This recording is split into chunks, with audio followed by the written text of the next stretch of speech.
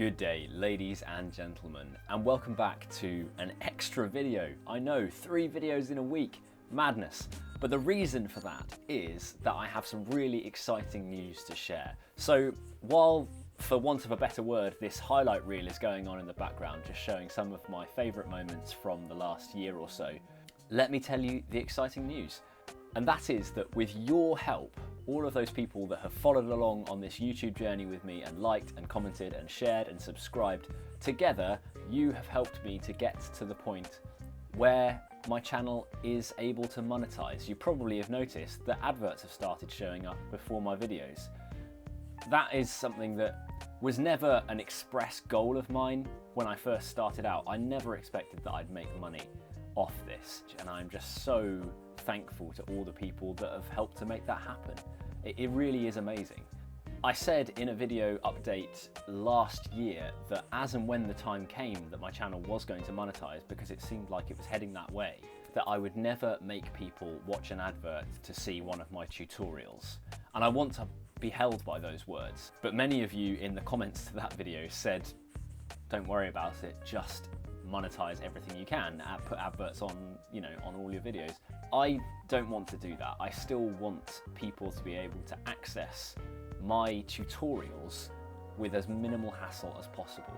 And so going forwards from today, this is a promise. You will never see an advert that I have chosen to put there, certainly. I don't know if YouTube are sneaky and do that sort of thing themselves, but I will never put monetization or ads on a tutorial video from now on. I will monetize ones that have already come out and been out for a very long time because it's a trickle.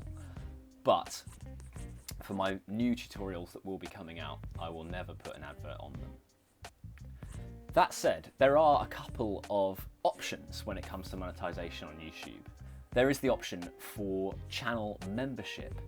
I'm not sure if that's something that anyone would be interested in. Please do let me know in the comments below. It basically means being a channel member allows you early access to certain videos or possibly extra videos and other perks. Now, that puts an extra workload on me and makes me think, am I capable of delivering that for members? And I am not sure that I currently am in a stage where I can do that. But if at least early access to certain videos would be of interest to people, then would you consider channel membership? Let me know in the comments below. The other option is a thing called superfans, which essentially I'm able to turn on and off, I think, on individual videos, just like the adverts. And that to me seems like YouTube's method of one-time donations almost to a content creator to express thanks for a specific video. So you turn it on an individual video in the same way that you turn on advertising, and people can then give a super thanks, whatever that looks like, some kind of donation. Again, I'm not sure how comfortable I am with that. Obviously, I know that there are people out there who have really benefited from my videos and who would be grateful, but whether that stretches to a financial donation, I don't know, and I'm not sure that I want to know.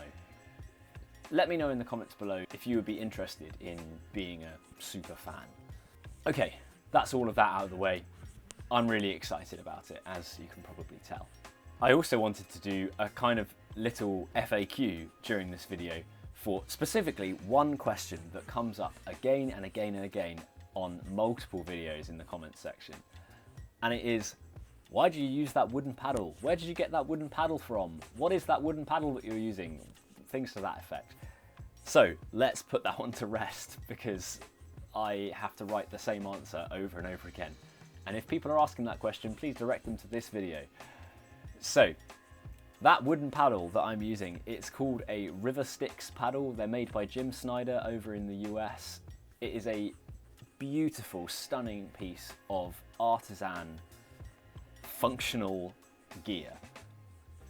They are expensive, they are bespoke. Everything that Jim makes is custom to the client. And I got them for myself as a kind of leaving gift when I left my old job. Well, a treat, really. And the question that often accompanies that is, why do you use them? Why won't they break? All those sorts of things.